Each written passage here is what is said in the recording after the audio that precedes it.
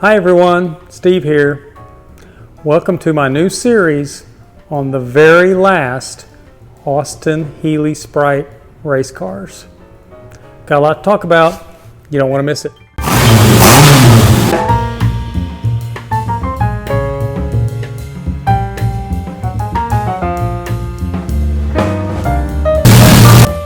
Don't forget to subscribe. So why am I starting a new series? Well, they're very important cars. They're the very end of the technical evolution of the Austin Healey Sprite. So there are things on these cars that were meant to go into the production Sprites, but never made it. What you have sitting beside us here is the 1968 Le Mans 24-hour prototype. And then on the other side is the very, very last car, what's known as TFR7, is the Targa Florio Sprite built for the 1969 Targa Florio. And over here, I'm going to drag into the screen. Here we go. Is one of the very, very last XSP engines that were built. And this engine, as it turns out, has never turned a revolution in anger. In fact, it's a time capsule. So this new series, which I'm going to put under a playlist on my channel, I'm going to call it The Last Healeys. And I'm going to include a very in-depth overview and history and evolutional discussion of these two cars, this engine, and a part of that is going to be breaking this engine down and bringing it back to life. So let's get started. Oh, one last thing. Don't forget to subscribe.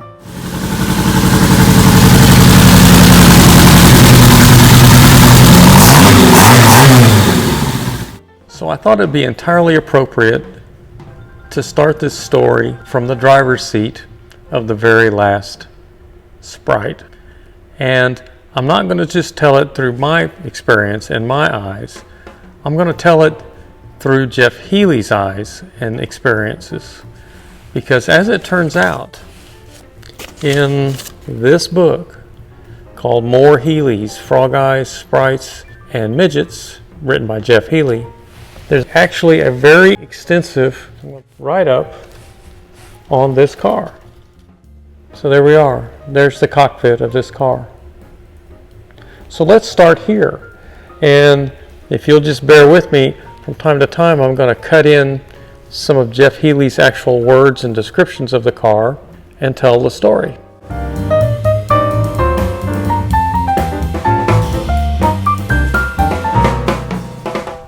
Okay, so I thought it was very important to give you Geoff's perspective. And so if you'll just bear with me, I want to read you Geoff's words on these two pages. It won't take just a moment, and it's very fascinating, particularly when you compare it to the actual car as it sits today. So I'm just going to read you a short portion, and then we're going to go walk over to the car, and I'm going to show you the things that Geoff describes in the language here. So here is this caption underneath the photos. Now, what's interesting here is these photos, this photo, and the photo on the following page were taken right after, like literally right after the car was finished building. And I find it a bit fascinating to look at these and look at not just the car, but the background and the things that are in the background, because it shows you the environment of the day. Here he says on the caption of the photo, "The last racing Sprite built in Warwick. Wedge-shaped and light, with a Lucas petrol fuel injection 293 engine, four-wheel Girling racing disc brakes, and paneled by Bill Buckingham in Burma Bright high-strength aluminum alloy. This looks so good, we never painted it." And of course, that's why the car as it sits today is without paint. The car was sold to Ed Bussey in West Palm Beach, Florida. Now, I'm going to show you, I'm going to clip something in here in the video because I have the original sales, bill of sale ticket, which is amazing that all the documentation has stayed with this car throughout its life.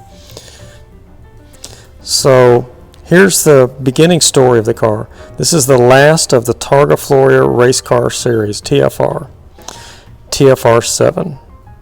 And it was built for the 1969 Targa Florio, incorporating all the knowledge we had gained on our previous 6 sorties with Sprites. We started with the basic understructure from John Thompson's of Wolfhampton, from which we cut away all the unwanted pieces, like the wheel arches and flat steel panels.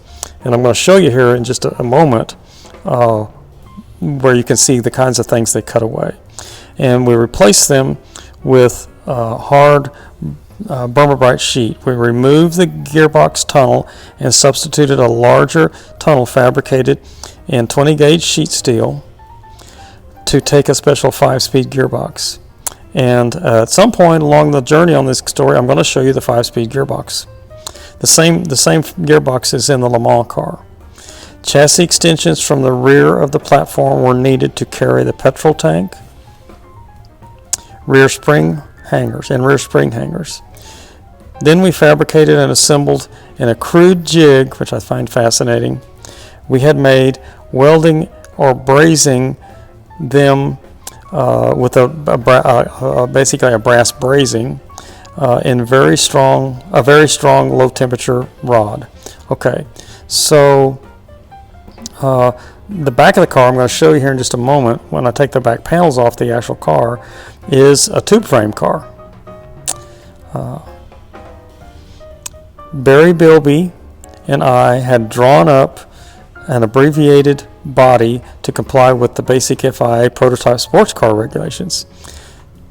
Basing the design on the Le Mans coupes, which is the other car, the 68 Le Mans coupe car that I've mentioned, and we'll get into that car here after a bit. But without the windscreen in the top, we added a simple rear end designed to provide some downforce. And in fact, if you'll notice in the original pictures, there is no wing on the car. But on the car that's sitting in my shop right now, there is a wing, and there's a story behind that, and I'll share that with you.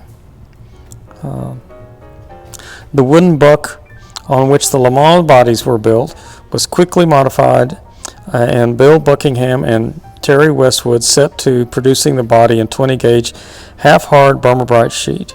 The completed body looked so impressive that we decided not to spoil it with the paint. So when I saw those two references to no paint on the car, it was clear to me that that was what Geoff's intention was. And even though the historical photos on the car show it in various paint modes, I just had to keep it without paint on it. That was Geoff's intention. The power unit was the last of the Le Mans units. Not many people realized the very special nature of these, since we had deliberately kept quiet about any developments. The aim of competition being so to boost sales. Okay, the aim of competition being to boost sales. And I find that very interesting. To boost sales to the standard product. In other words, what he's saying there is that the fuel injection system that we will get into on this car was intended for the street cars. The units were based on a 1275 Sprite engine with a bore of 20 thousandths over, and basically the standard stroke, this 81.28 millimeters. This gave it a 293 capacity. The blocks were specifically cast with a very thick central main bearing web and were fitted with SG iron main caps. A special light alloy sump and oil pan replaced the pressed steel unit and added to the rigidity of the whole unit. Now I'm going to show you that. That is a very special sump on these cars, and it does add a lot of rigidity to the entire unit. The crankshaft was a special steel and nitride hardened and fitted with a proper oil seal at the rear. So that's where I'm going to stop for the book moment. Though, let's take some time and look at the car. So this is without question my favorite view of the car. I love the shape of the car. It's very torpedo-like, and what I'm referring to is that you've got very smooth round corners, but if you really look at it, I don't know if you can tell in the video, the back of the car actually slopes in. You can see it kind of sloping back in. So not only is the front of the car smooth, but so is the back of the car. Yeah, you can see Ozzy sitting over there, my good old shop dog, Ozzy. So now I will say right now that the wheels on the car are not the original wheels. I'm going to show you the original wheels. I just have some, actually a set of rain tires on the car at the moment. I'm also going to say that as it sits in this moment today, it's dirty. I have not cleaned it since its last race. Its last race was, I'll come over here to the tag, was in July of 2022. We took it to an event in Colorado and did an event with Sporting Cancer. And so let's take a look at the cockpit. And now this is going to look very similar. I'm going to try to get you the same view that was in the camera angle before from the original photo. Let me get some of my gear out of the way here. But if you compare this to the original photo, and I'll put a copy of that here in the video, you're going to notice something that's different. The driver's side protection bars, and also a hoop going across the cockpit area, going across from one side of the car to the other. It's kind of a cowl hoop. So let me open the door. You'll see the original door and how it's structured, okay? But this whole structure is not in the original photo. And I don't know exactly when that was put in. There was some modifications done throughout my part of the restoration. And I know that we added some of this protection on purpose because modern regulations are requiring these kinds of things. But this hoop across the cowl area was already in the car when we got it. And but we had a lot of that just sort of reworked and cleaned up along the way.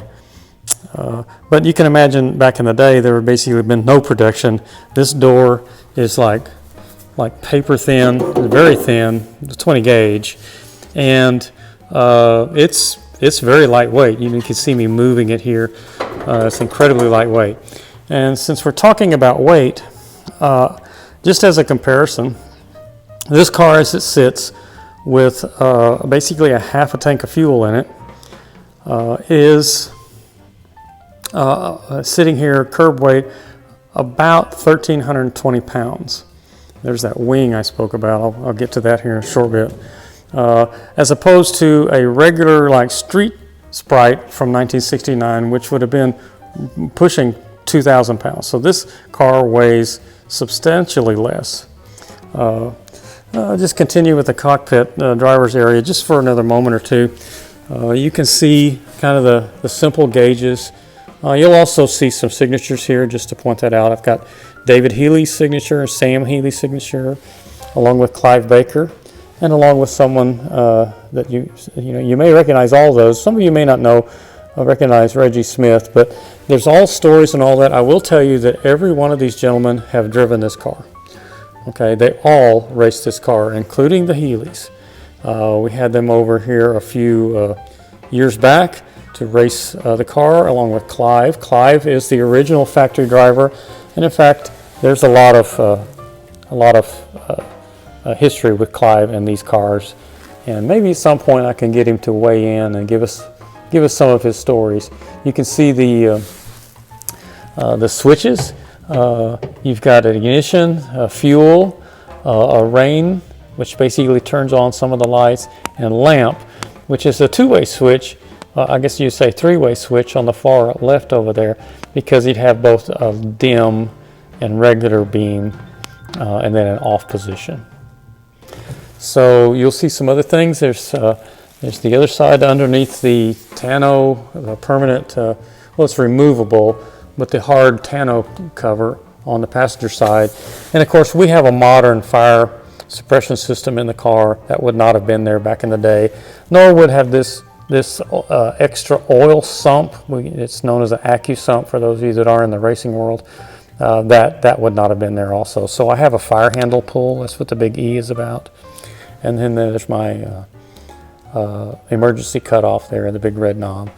And you know, in Geoff's book, he mentioned how the tunnel had been changed. So you can see, for those of you that are familiar with Sprites, the tunnel is wider at the firewall, and that's to incorporate the a little bit bigger diameter of the 5-speed. And we'll get to the 5-speed conversation. The one name I didn't explain was Reggie Smith's name. Reggie Smith was the driver that drove this car, although briefly, at the 1970 Sebring 12-hour race, which, by the way, this other car won its class in. This is the Janet Guthrie car. Well, it's the last Le Mans Sprite that the Healeys made, but it quickly went over to the States and ran in the 70 Sebring a year and a half later. And Janet Guthrie and several other well-known women drivers won the Prototype 2 class in that car in the 1970s. So we'll get to that car at some point. So there's kind of a view of the driver's area, and so now let's move to some of the other sections on the car. You can see I've still got a bug from the last race on the windscreen. So I'm back at the front of the car, and I just wanted to point out a few things. You've got markers. Now these are not turn signals down in here. They're just running markers so that you know, you can understand. They're actually a carryover from the Le Mans car. Since you ran at night, you had to have markers for various situations. And the Le Mans car, I'm going to walk over here, has a similar lights. Although I've got the hard covers on the light situation right now, it has a lot of different markers because it's a 24-hour car. It has a marker here. It has a marker here to light up the numbers. It has something similar on the back. This looks like a license plate deal, but it's really to light up the number on the car. And so that carried over in terms of just how everything was put together on this car. You can just kind of enjoy the shape of the car. This little hump is to incorporate a little more airspace for the fuel injection system. They tried various things over the years. In fact, this one, being the last of the evolution, is actually different than this one. So this one is not as pronounced. This is an earlier version. Okay. You'll notice that the hood sort of rises here. Okay, and that again, that's partly just to accommodate the fact that the front of the car is sloping back more than what a normal Sprite would be. You don't have the big fender bulges here like you do on a regular Sprite or MG Midget. In fact, let's just kind of go over here and look at that. So you can see the various shape here. You can see the very big fender and how the hood slopes back down on a regular Sprite or MG Midget. But on this car, the shape is much more subtle, and the same thing on the Le Mans prototype. Other differences to point out is that the body is all alloy, aluminum alloy, but you can see that the steel tub is down below. This is steel, this is aluminum alloy. Okay, so here in a minute I'm going to take off the back panel so you can see the tube frame under the back of the car that's incorporated into the roll bar structure. But you know, there is some subtle differences in the tub besides the major change in the back, in that they shaped things just ever so slightly different. So you'll notice this is a perfectly straight line in the body panel here, where the steel and the aluminum basically are where they come together, where the steel and aluminum comes together. It's a perfectly straight line. Whereas on a regular Sprite or MG Midget, it's just different. It's narrower, it's not as tall, and you have this kick up at the front end where you go to the wheel arch area.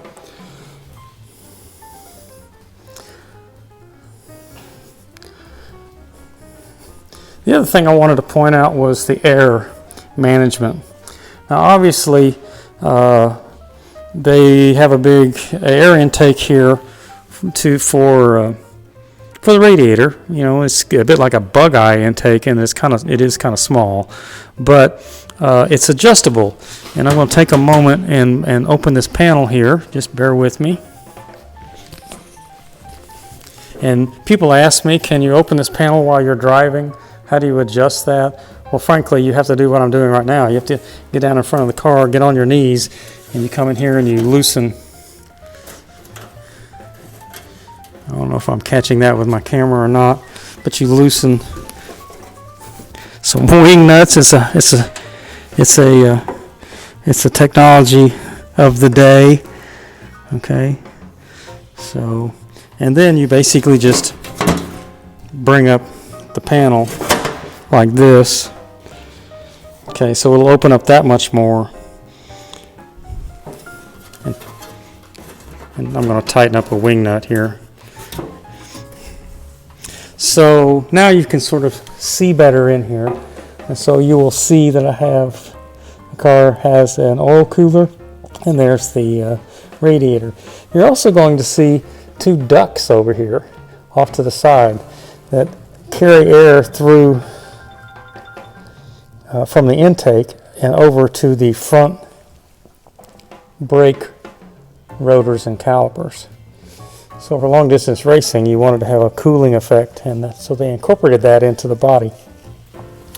The other thing is that, you know, you're racing, and so the thing of the day was starting. Evolution of aerodynamics was happening about this era. Wings were happening and everything, and people were starting to think about aerodynamics, and air pressure underneath the car. So this is your air outlets, very much like what you'd see on a GT40 or something like that of the day, although smaller and not shaped as efficiently. But you have a way for the air to exhaust out and not get trapped and deadheaded in the engine compartment. And part of that includes these vents that were added to the sides of the fender wings. So there you go. Now, some people ask me what this hole is, and it's a big rubber grommet in it. And basically, that's the vent, the air vent on the dry sump oil system. So I'm going to open the hood here in just a bit, and we'll talk about that. So let me go to the back. You can see the back is a cam shape, where they basically just chopped off the back. That was a thought of the day to keep pressure off from lifting the back of the car. And the story on the wing is directly from Clive Baker, factory driver. He said the first time that they drove it at speed anytime, and he didn't drive it very much. He just did a little bit of testing with it. Basically, the car was unstable, and so they added a wing to it. And so that's what this is about, is to kind of give you a little bit of downforce for that. You can see the fuel filler here, the Le Mans style cap, and I keep it pinned and wired down. And you can see the lift jacks here. There was a set of lift jacks. In fact, I have a set of lift jacks for the car. You can also, we're not going to call under the car at the moment. At some point I'm going to put the car on the lift and give you some more tour. But there are a set of lift jacks underneath the front. So you could lift the entire car up on these lift jacks to service the car quickly. So let me take a break here and I'm going to come back. We're going to pull the back panel off the car.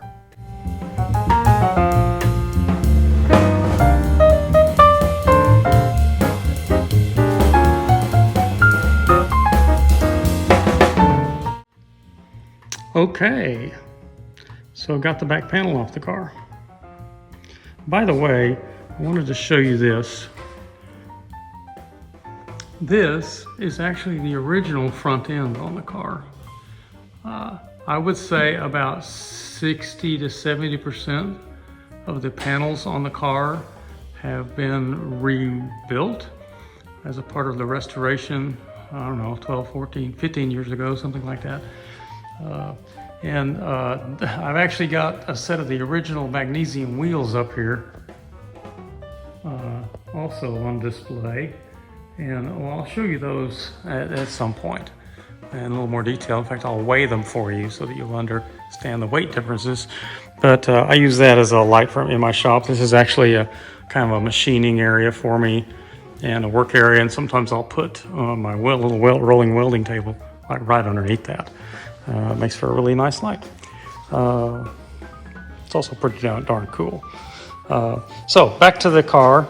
Now, obviously, for safety reasons and whatnot, we've plumbed things a bit different and replumbed things, but we tried to, as best we could, keep with the original, as much of the original as possible. In fact, using original wiring, styling, and connectors and things like that where we thought was appropriate.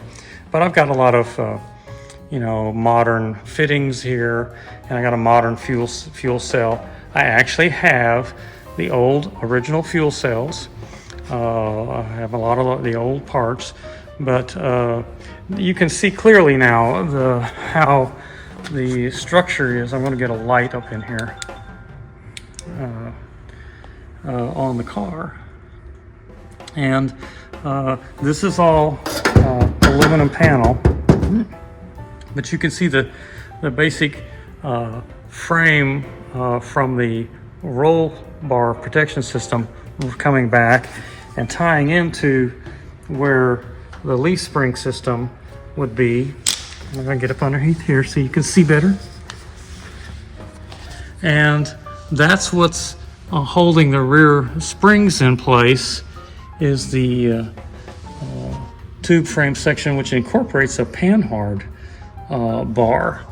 And here in probably another video, because I don't want this one to go terribly long, I'm going to get the cars, both of them, up on a lift, and I'll show you the brakes and other things. So I wanted to show you briefly the hood latch tie-down system. Of course, you've got the good old British buckle on here, but you also have these now. They're in the open position now, but I wanted to show you these and how they latch there. So I will just do one of them, but this is an awesome. I find these work really, really well, and I put a little piece of clear tape here to keep me from, because they're spring loaded. I just pull up on them and I turn them around and I put it in the keeper and I pull it up against the spring, which is a pretty tight spring, and I rotate it back and put it in the other keeper on the hood, and it really keeps the hood stable. I thought that was very ingenious. I don't know where they got that, but there, we'll put it back there and we'll get the hood open, or the bonnet, I should say, right? So we'll open the bonnet. Okay, so there we go. And it has a prop rod. I'm just doing this while holding the camera, so y'all are gonna have to just bear with me. There we go. So there's the prop rod. This is the original location for the battery. It's got a rebuilt modern battery hold down device, and I'm using a modern battery in it. So you can see I've done that, but let's just kind of give you a brief tour. We'll start from the beginning here.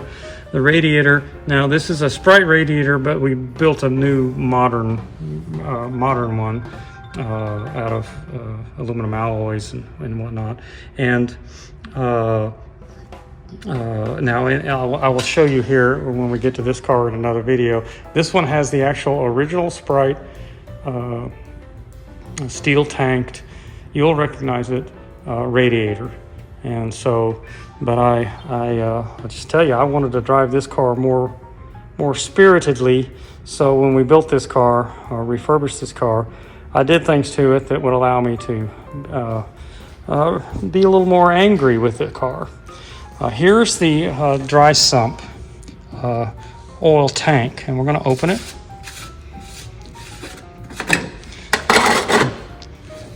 I'll just put this up here. And I'm going to pull out this, basically what is a splash guard that we built. This was not in there originally, but we found if we ran the required, I want to say, in the book it says 2 gallons. The Healey book, the one I was reading to you, says they ran 2 gallons. And but when we ran that much in here, without this in here, you would get a lot of overflow out of this tube here into this tank. This is the original catch tank. And then this one, this tank here, that's the original vent catch tank. But that one would overflow so much that it would spill out here and go down. Oil would go down the side of the car, and that was not a good thing. So in order to keep the level high, we built a little splash guard in it, and it solved the problem. The actual tank is sandwiched between the inside the passenger footwell and paneled off inside the car. And I'm going to show you right here what the actual oil tank looks like, because I've got a cutaway of that.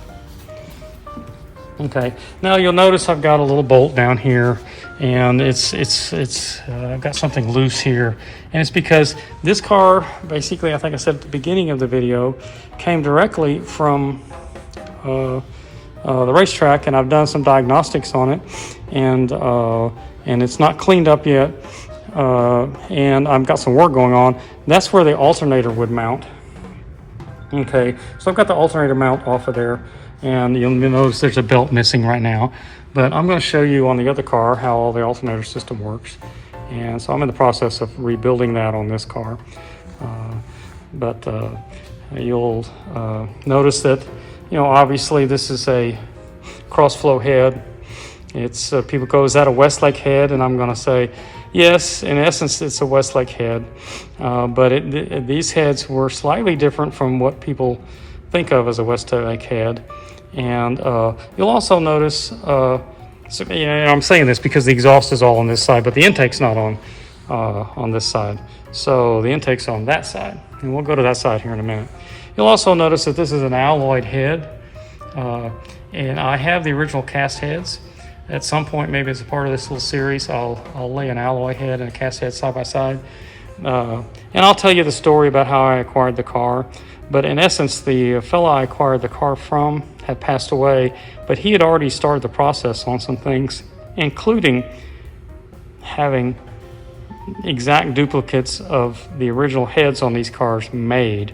And so I ended up with some alloy heads, and the decision was made to not run the original heads, just to preserve them. But I'll show you that here at some point in this series. So let's walk around the car again, and we'll get to look at what I call a rat's nest down in here. Obviously we have the brake pedals, everything's on this side of the car. It's 3 master cylinders. These are Girling master cylinders. It's got a covering the over the driver's footwell, so that if you ever had a flame in here, it would not enter into the footwell, so we have to cover that. That came this way, okay, from an original setup. You'll notice it has the original Sprite lever arm shocks. There's nothing fancy going on with shocks. My shocks here are 2 different colors because in the last race I got a black one and a gray one. That's not on purpose. That's basically because I had a shock fail on me, and I replaced one with a spare that I had at the track. You can see the standard Sprite steering rack. Okay, And then, of course, the rat's nest. And let me just briefly point this out, because in another part of this series, I'm going to try to go in depth on how all this works. But obviously, you have the fuel throttle bodies, okay, and the mechanical lever kind of throttle bodies.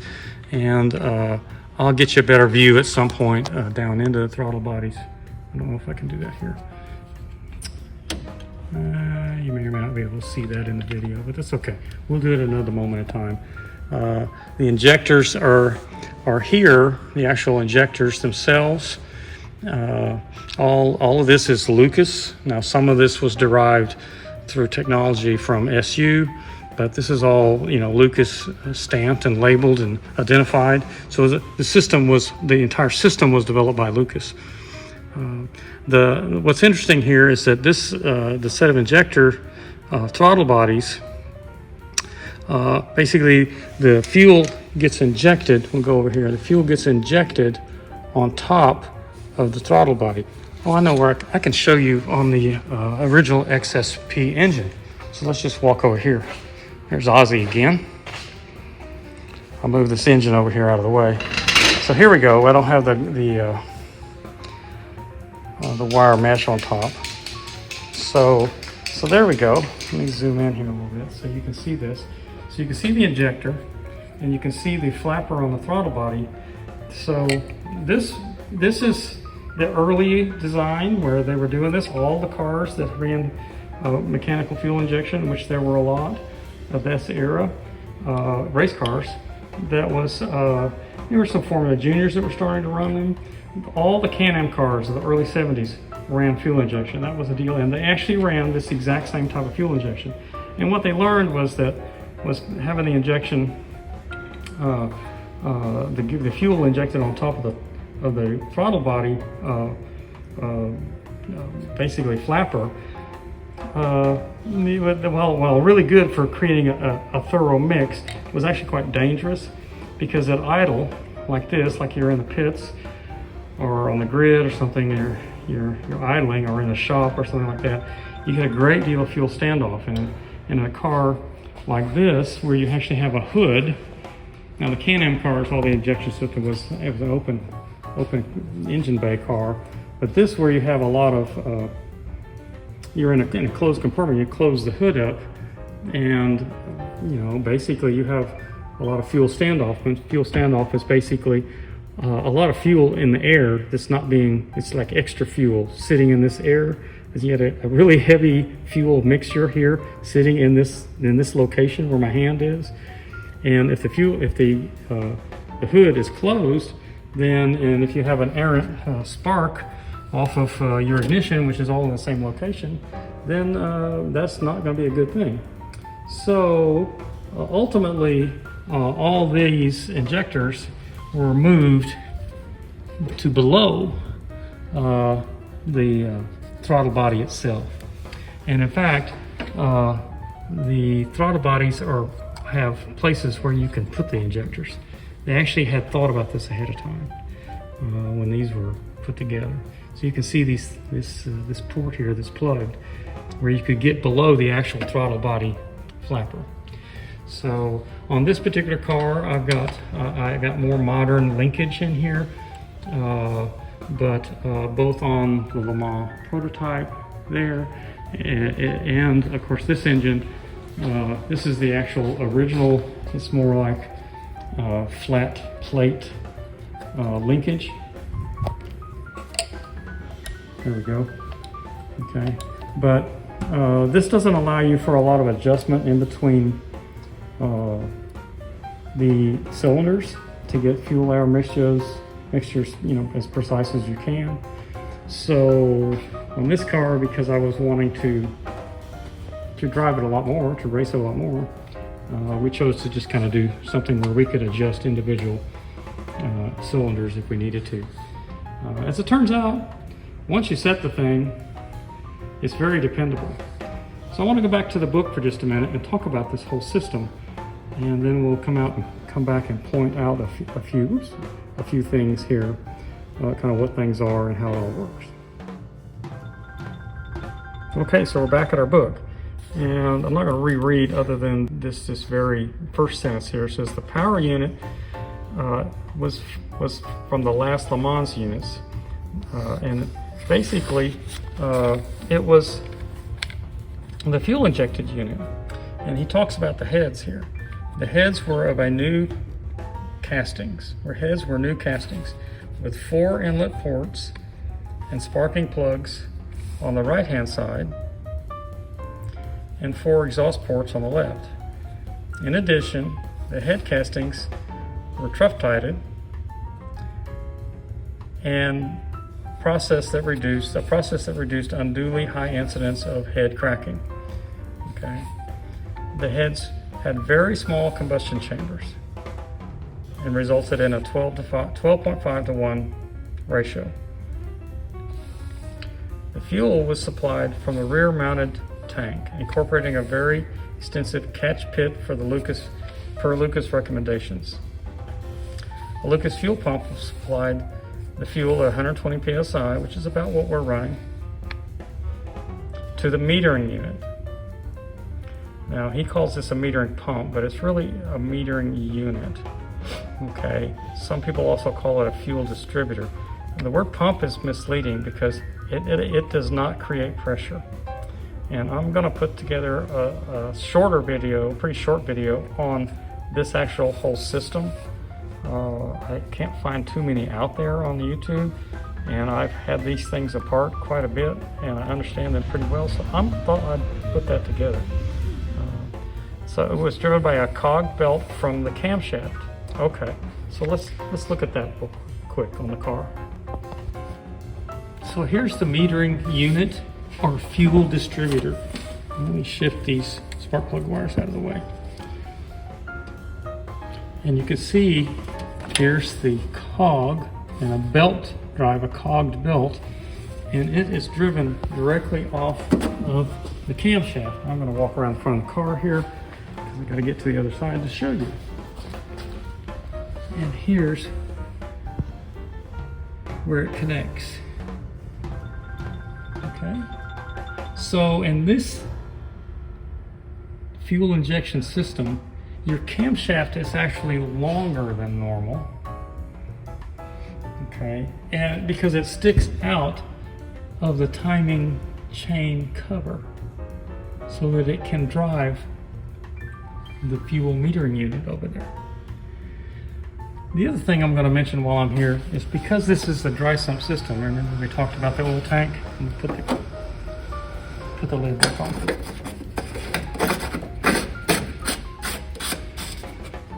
It has another drive over here off the cam for the dry sump scavenger pump. So I'm going to show you a cam here down the road and a part of this series. And so you can understand how all this works. You've got a second gear on the camshaft to drive this scavenger pump.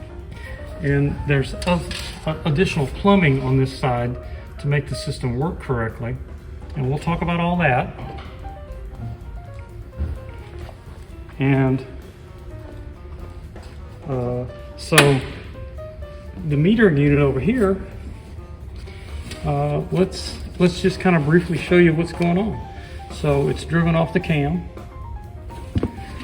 Here is the fuel actually leaving the fuel distributor. So you see this line down here. That's the high pressure fuel line coming in from the fuel pump in the back of the car. This one right here. I'm tapping with my finger. It pressurizes the pump, not the pump. It pressurizes the metering unit, and the pressure is regulated on the outlet by the regulator.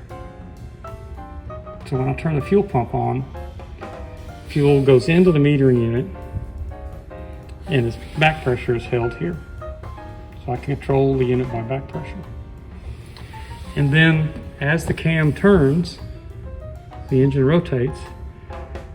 The way the mechanism works, there's a barrel spinning inside a sleeve with the proper holes in it aligned for, so you have to time all of that just like you would a distributor. And then when you push the throttle down, I'm going to pull the throttle back here. You can see you have fuel regulation. And so I'm not going to explain that in this moment, but I'm going to show you this in much more detail because I'm going to put one of these on the bench and I'm going to take it apart for you.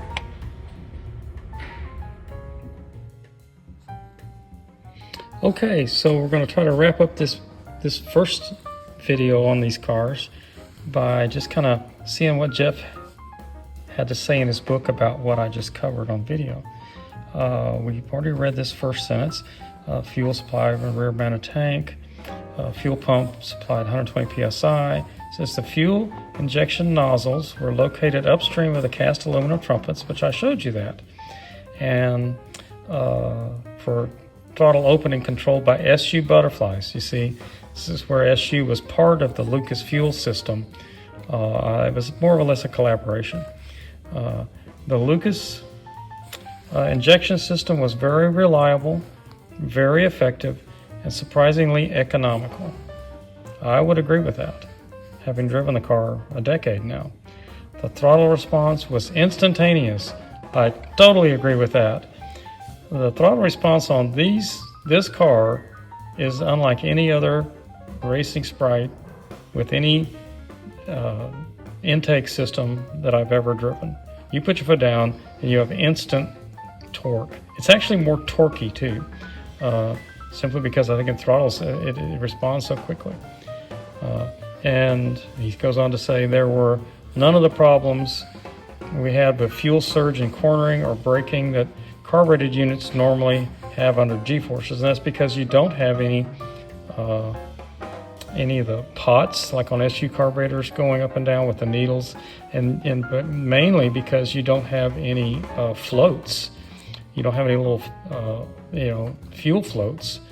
And I agree with that. I've never had the thing stumble at all. Whereas on my Weber carburetors or the SU carburetors, I can have a racing Sprite stumble in the corners or after braking or any of that.